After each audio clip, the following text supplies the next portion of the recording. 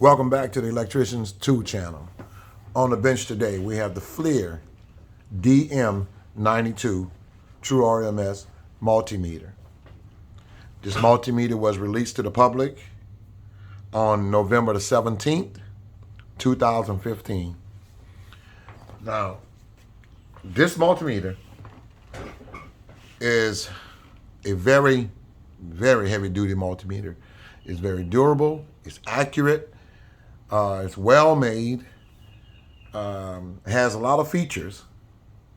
There's only one thing, well, I can't say it's a problem for experienced people, but it may be a problem for those who are not familiar with electrical symbols. But other than that, it's a pretty decent meter. And I'll get to that in a moment. But this is a very nice multimeter. It hasn't given me any kind of trouble since the day I bought it. And I got it brand new.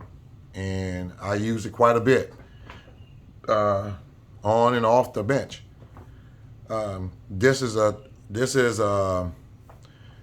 If I had to compare this multimeter, compare another multimeter to it, I would say it's probably the Fluke 87V or 87.5 industrial multimeter as far as durability.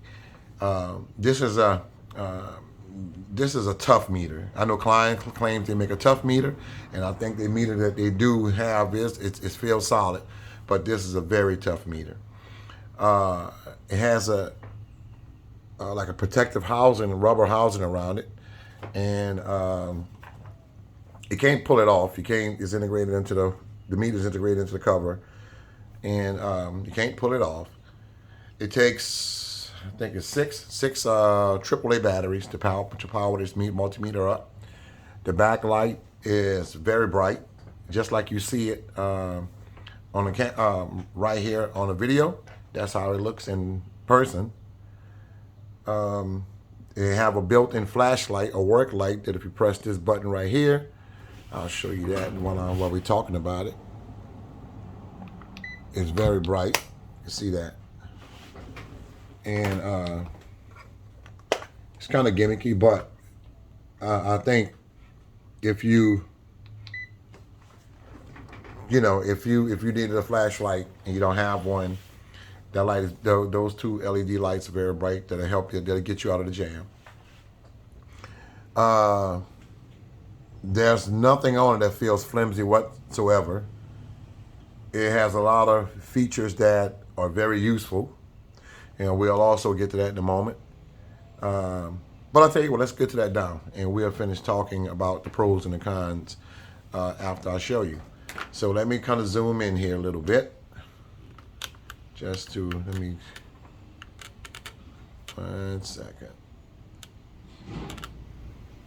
All right, let's look at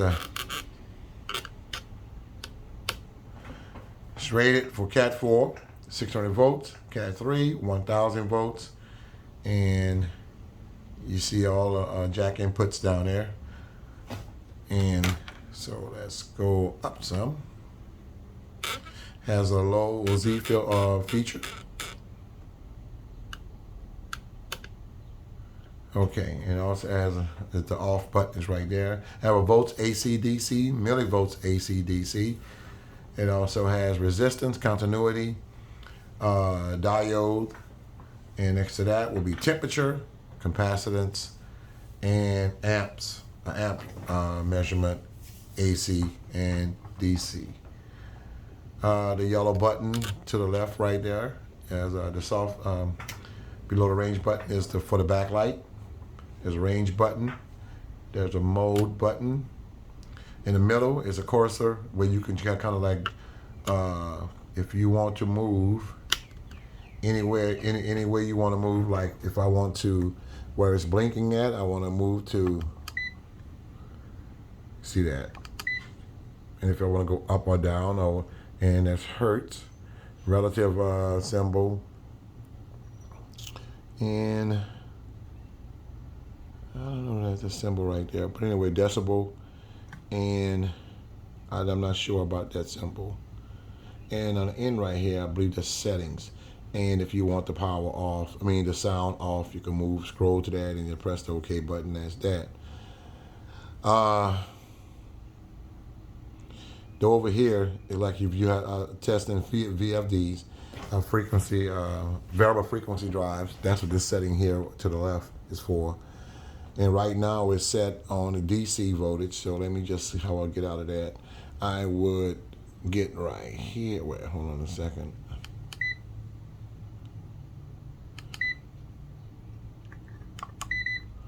Okay, let's try mode.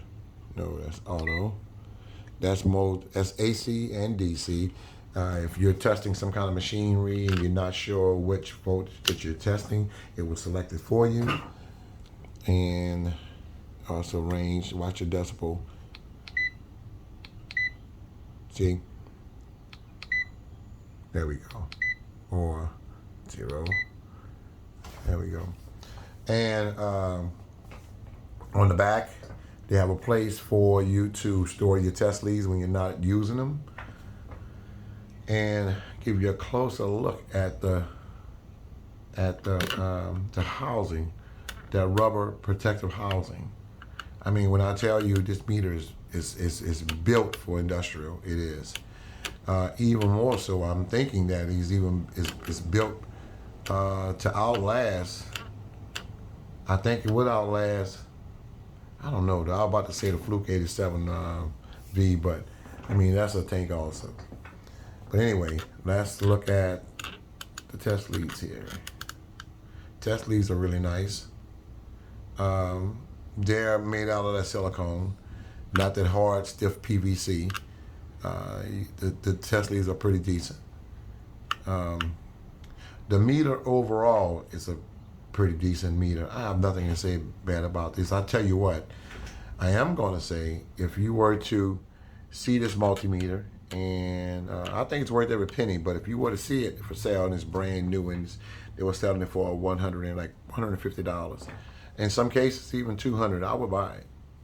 And if you don't have, you just in need of a multimeter, I would buy it. It's worth it. This is a very good, and it's very accurate. I don't have any problem.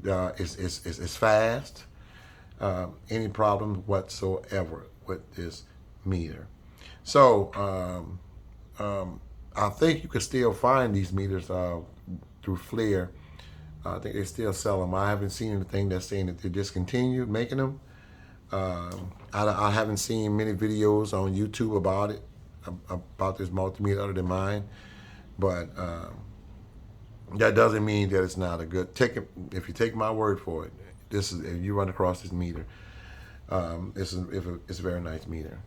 I haven't seen anything saying that it needed to be recalled for any kind of anything that's gone bad wrong with it or it's unsafe. It's a pretty decent meter. So again, I just want. Well, with that being said, I think it's enough. You guys know what to do to help support the channel. Hit the like button, hit the subscribe button, leave a comment, and share. All of this is for free, just to help support the channel and keep the channel moving, okay? So let me tell you thank you, and until next time, I'd like for you guys to meet me right here while I do another video.